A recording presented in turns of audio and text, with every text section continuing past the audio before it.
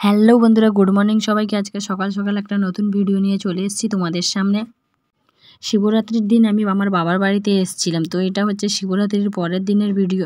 তো আমি একটু সময়ের অভাবে আমি এইসব ভিডিও করে উঠতে পারিনি, এবং এছাড়া আমার অনেকটা কাজ ছিল এবং আমার শরীরটা অনেকটাই খারাপ ছিল, তাই জন্য আমি এইসব ভিডিও রেডি করে উঠতে পারিনি। তো আমি সকাল সকাল চলে এসেছি ফুল তুলতে। তো ফুলটা কেন তুলছি, কী কারণে তুলছি, এছাড়া শিবরাত্রিতে কেন এসেছিলাম বাবার বাড়িতে, শিবরাত্রিতে উপলক্ষে আসা হয়নি, আমি একটা বিশেষ কারণে এসেছিলাম। সেই সব কারণ তোমাদের আজকে দেখাবো এবং জানাবো যে আমি কী কারণে এসেছিলাম। এবারে আমি তোমাদের এমন একটা জিনিস দেখাবো যে তোমরা বুঝতে পেরে যাবে যে আমি কী কারণে আমার বাবার বাড়ি এসেছিলাম। তো এইটা দেখো, এটা হচ্ছে মা রক্ষাকালীর মানে কাঠামো। তো এমনি কাঠামো নিয়ে এসছেন। আজ থেকে প্রায় 3 বছর আগে আমার একটা ভয়ানক অসুখ হয়েছিল। তো সেই অসুখে আমার মা মানসিক করেছিলেন যে রক্ষাকালী পুজো করবেন যদি আমি ভালো হই। আর এত বড় একটা পুজো করতে অনেক টাকা পয়সার ধকল থাকে, তাই জন্য এইসব পুজো করার জন্য মানে টাকা পয়সা লাগবে, আর সেরকম টাকা পয়সা হয়ে ওঠেনি বলে আমার মা মানসিকটাও শোধ করতে পারেনি। এছাড়া ছোট বড় অনেক কিছু মানসিক ছিল, সেইগুলো শেষ করে উঠতে এটা আর সময় হয় না। মানুষটাকে দেখুন, উড়িয়াও জানে, বাংলাও জানে, হিন্দিও জানে। আর এখানে এসে আমার ছেলে ঠান্ডা লাগিয়ে গাল ফুলিয়ে দিয়েছে, মামস হয়ে গেছে।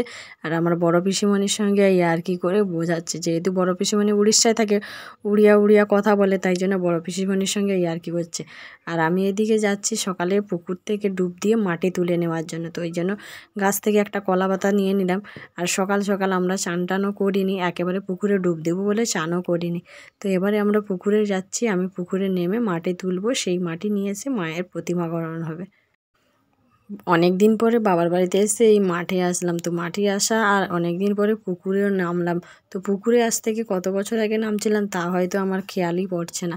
তো অনেক দিন পরে পুকুরে নামলাম এবং পুকুরে ডুব দেওয়াটা তো একটা মানে মেন কারণ। তো ডুব তো দিতেই হবে। তো ডুব দেওয়ার হচ্ছে আমি ঠিকমতো পুকুরে ডুবও দিইনি, একেবারে মাথাটাও ভেজাইনি, কারণ আমার পুকুর দেখলে খুব ভয় লাগে। তাই জন্য আমি জাস্ট ওপর থেকে জল নিয়ে আমি চলে এসেছি। আর পুকুরে সকাল সকাল যেহেতু এখনও 8টাও বাজেনি, তাই জন্য আরও মানে বেশি ঠান্ডা ঠান্ডা লাগছিল। আর আমাদের খড়গপুরের ওয়েদারের থেকে এদিকে ঠান্ডাটাও বেশি। আমাদের ওদিকে যেহেতু জনবহুল এলাকা, তাই জন্য গরম গরম লাগে, আর এদিকে খুব ঠান্ডা ঠান্ডা ছিল। তো পুকুরে আমি ডুব দিয়ে এবারে মাটি নিয়ে গঙ্গা মায়ের পুজো করে এবারে আমি বাড়ি মানে সেই মাটিটা নিয়ে যাব, মায়ের প্রতিমাকরণ হবে। আর এই কালী পুজোগুলো মানসিক করলে এই কালী পুজোগুলো ঘরে এসে ঠাকুর বানায়, একদিনে ঠাকুর বানিয়ে একদিনে পুজো করতে হয়। তাই জন্য কারিগর কাঠামো বাড়ি থেকে রেডি করে নিয়ে এসছেন, 2জন কারিগর এসেছিলো। এই যে মাটি নিয়ে এসে আমাকে কিন্তু মাটি মায়ের পায়ে এবং শিব ঠাকুরের পায়ে লাগানোর পরে ওনারা ঠাকুর বানানো শুরু করলেন। তো কাজের চাপে সব কিছু সময়ের অভাবে সব রকমের ভিডিও তোমাদেরকে মানে সব রকমের ক্যামেরা করে দেখাতে পাচ্ছি না। আর আমার ক্যামেরা ধরার মতনও সেরকম কেউ থাকে না, কারণ ছেলে তো অনেকটাই ব্যস্ত থাকে, আর আমার বর তো বাজার হাট করতে ব্যস্ত। এছাড়া ভাইয়েরা যে যার নিজেদের কাজে এদিকে সেদিকে কাজে চলে যাচ্ছে। পুজো বাড়ি মানে অনেকটা কাজ থাকে। তো এই লাইট জ্বলছে দেখে তোমরা ভাবছো রাত্রি হয়ে গেছে, না, জেনারেটরওয়ালা এসেছিলেন, লাইটগুলো চেক করে গেলেন যে কোনটা কোন রকমে জ্বলছে, ভালোভাবে জ্বলছে নাকি।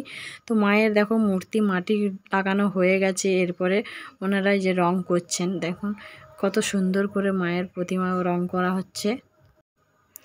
যে এবারে মায়ের গয়না পরানো হচ্ছে, শাড়ি পরানো হচ্ছে, গয়না পরানো হচ্ছে। আর একটা কথা, তো আমাদের বাড়ি থেকে মায়ের জন্য একটা সোনার নাকফুল দেওয়া হয়েছে।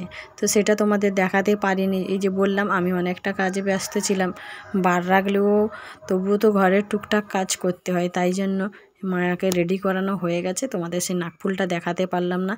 এবং আমাদের এইবারে ছাদে খাওয়া দাওয়ার ব্যবস্থা হয়েছে, দুপুরেও খাওয়া দাওয়ার ব্যবস্থা ছিল, রাতেও খাওয়া দাওয়ার ব্যবস্থা ছিল। এই জন্য ছাদের মধ্যে দুপুরে খাওয়া দাওয়া এবং রাত্রে খাওয়া দাওয়ার ব্যবস্থা হচ্ছে ছাদে। আর এদিকে মায়ের পুজোর জন্য ঘট চলে এসছে, ঘটের যা যা জিনিসপত্র লাগে। আর এদিকে আমার বর উঠে গেছে। এই যে টমেটো, এই গাছগুলো আমার বাবা এত সুন্দর করে গাছ লাগিয়েছেন, অনেক টমেটো হয়েছিল। তো আমার বরকে ও এতটা ভীতু যে ভয় পাচ্ছিল সামসেটে ওঠার জন্য। এই যে দেখো সামসেটের মধ্যেই গাছ লাগানো হয়েছে, খুব সুন্দর গাছ লাগানো হয়েছে, আর অনেকটা টমেটো হয়েছিল। আগের দিনও তোলা হয়েছে, আজকেও তোলা হয়েছে, প্রতিদিন এক ঝুড়ি করে টমেটো তোলা হচ্ছে। এই দেখো কত টমেটো একবারে লাল হয়েছে। আর এই টমেটো তোলার জন্য সবাই দেখছে দাঁড়িয়ে দাঁড়িয়ে যে এত টমেটো কী করে লাগানো হয়েছে। আর এদিকে চলছিল আমাদের রান্নাবান্না। ঠাকুরের রান্নাবান্না আলাদা জায়গায় হবে, এটা লোকজন খাওয়ার জন্য রান্নাবান্না হয়েছে। আর কলাকান্দি গাছ থেকে কাটা হয়েছে, কিছুটা কলাকান্দি কলা পুজোয় লেগেছে এবং রান্নাতে লেগেছে, আর পুরোটা কান্দিটা রেখে দিলাম। এবারে সন্ধে হয়ে এসছে, বামুন ঠাকুররা সবাই চলে এসছেন পুজো রেডি করার জন্য। মায়ের প্রতিমা সব এই যে সাজানো হয়ে গেছে, মাকে কত সুন্দর সাজানো হয়ে গেছে। এবং এদিকে ঢাকিরাও চলে এসছে, প্রায় সন্ধ্যা হয়ে এসছে বললাম না, সন্ধ্যা হয়ে আসার সাথে সাথে সবাই চলে এসছে, ঢাকি পুরোহিতরা সবাই চলে আসছে। এবারে আমাদের ঘর তুলতে যাওয়া হবে। হ্যাঁ, আর একটা কথা দেখো, তোমরা দেখো মায়ের চূড়াটা ঠিক মতো দেখা যাচ্ছে না, কেননা প্যান্ডেলটা একটু নিচু হয়ে গেছিলো, তাই জন্য মায়ের চূড়াটা দেখা যাচ্ছে না। প্যান্ডেলটা যদি আরেকটু উঁচু করে হতো তাহলে খুব ভালোভাবে দেখা যেত আর খুব ভালোও লাগতো। এই যে দুজন ঢাকি ভাই চলে এসছেন, এবারে আমরা সবাই যাচ্ছি এবারে ঘর তুলতে। আর 3জন পুরোহিত ঠাকুর এসেছিলেন, আর আমার বোনের মেয়ে এইটা।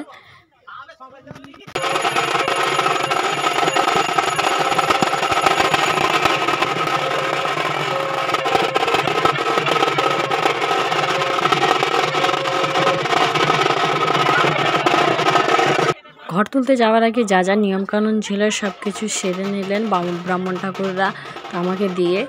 এরপরে আমরা যাচ্ছি ঘর তুলতে। ঘর তুলতে যাওয়া হবে অনেকটা দূরে। বয়স্করা এই যে দুটো টোটো এসছে, ওই টোটোতে যাবে। বয়স্ক বলতে আমার মামা বাড়ি থেকে যারা এসছেন তারা টোটোতে করে যাবে, আর আমরা হেঁটে হেঁটেই যাব। আমাদেরকে তো হেঁটে যেতেই হয়, এছাড়া আমরা কিছু জনও হেঁটে হেঁটে যাচ্ছি।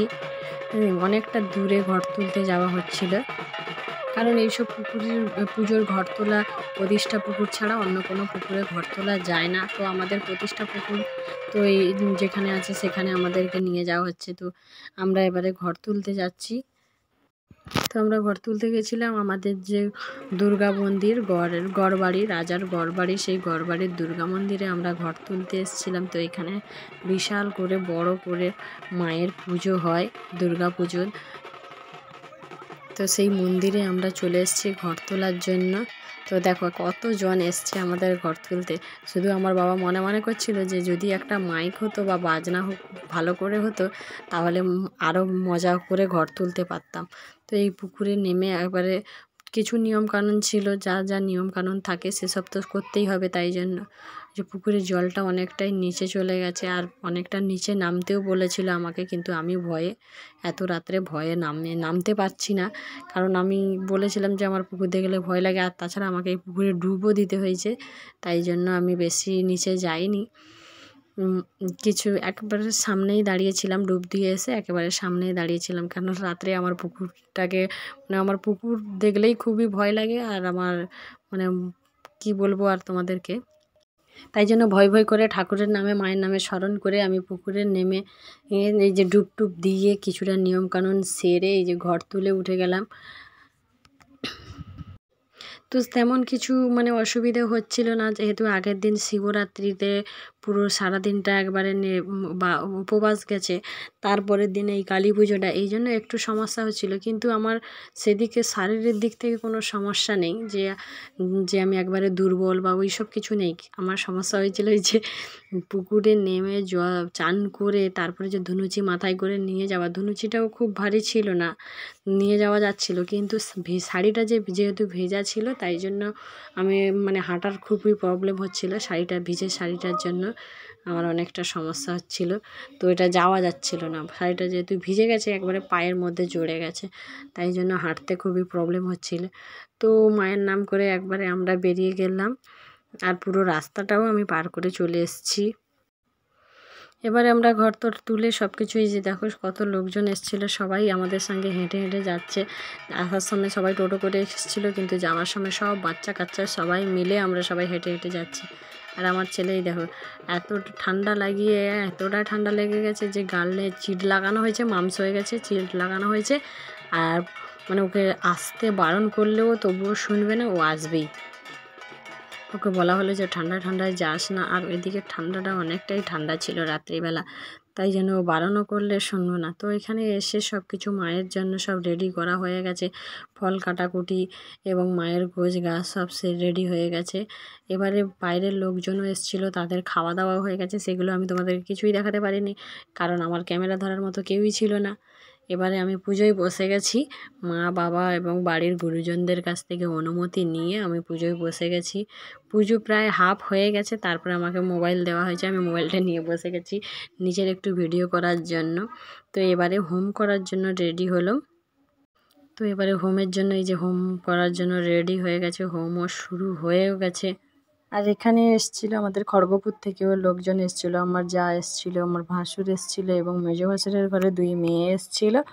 আর অনেকটা রাত হয়ে গেছে, রাত প্রায় 3টে। এই যে সবাই বসে বসে গেম খেলছে। আমার ছেলে তো কিছুতেই উঠবে না আর ঘুমোতেও যাবে না। বিছানার ব্যবস্থা ছিল কিন্তু বিছানাতে ঘুমোবে না, ও সব বলছে আমি পুরো পুজোটাই দেখবো। তাই জন্য ও বসে বসে তার মাসির সঙ্গে গেম খেলছে। আমরা প্রায় 6-7 জন মতো জেগেছিলাম। তো 6-7 জন আর সবাই জেগে আছে বলতে কি এই যে যখনই বাজনা বাজছে তখনই সবাই উঠে চলে এসছে, আবার গিয়ে যে যার ঘুমিয়ে যাচ্ছে। যেহেতু সারা রাত্রের পুজো, তো সারা রাত তো জেগে থাকা সম্ভব না। এই দেখো কি অবস্থা, এই যে নাপিত বলে না, নাপিত, এরা বসে বসে ঘুমোচ্ছে এবং ঢাকি সবাই বসে বসে যে যখনই সুযোগ পাচ্ছে বসে বসে ঘুমোচ্ছে। আর ওইদিকে ধুনুচি নিভে গেছে আর ওনারা বসে বসে ঘুমাচ্ছেন আর কি। এই যে হোমের নারকেল দেওয়া হবে তার জন্য আবার কিছু নিয়ম ছিল, সেই নিয়মগুলোও সেরে নিলাম। আর এদিকে এই যে কি জোরে জোরে বাজনা বাজাচ্ছে আমার ভাই আর আমার ছেলে মিলে, আর আমার বাবা চাদর ঢাকা মুড়ি দিয়ে বসে আছে। যখনই বাজনা বাজানো সন্ধ্যা আরতি শুরু হচ্ছে, যখনই মায়ের আরতি শুরু করা হচ্ছে তখনই জোরে জোরে করে বাজনা বাজানো হচ্ছে যাতে সবাই উঠে যায়। ওই যে সবাই তাল দিয়ে বলছে যে জোরে জোরে বাজানো। আর এখানে মায়ের আরতির তাপ দেওয়া হচ্ছে সবাইকে। তো কম একজন সবাই তো জেগেছিল না, কমজন জেগেছিল, তো সবাইকে দিয়ে দিলাম। যে আমার বাবার অবস্থা দেখো, আমার বাবার একবারে মানে বিছানা থেকে চাদর নিয়েছে ঢাকা মুড়ি দিয়ে ঘুমিয়ে গেছে। তাই জন্য সবাই যেহেতু জেগেছিল না, তাই জন্য আমি আমাদের ঘর এবং আমার কাকুর ঘর সবার ঘরে ঘরে ওই আরতির তাপ দিয়ে এসেছিলাম। এখন হয়ে গেছে সকাল 4টে। এই যে সকাল 4টের সময় পুজো প্রায় কমপ্লিট বলতে সমস্ত কমপ্লিট। এবারে প্রায় সবাই কিছু কিছু জন উঠে গেছে আর আমার ছেলে বাজনা নিয়ে বসে গেছে। যেহেতু ঢাকিওয়ালারাই বাজনা বাজিয়ে বাজিয়ে পারেশান হয়ে গেছে, এবারে আমার ছেলে বাজনা নিয়ে বসে গেছে।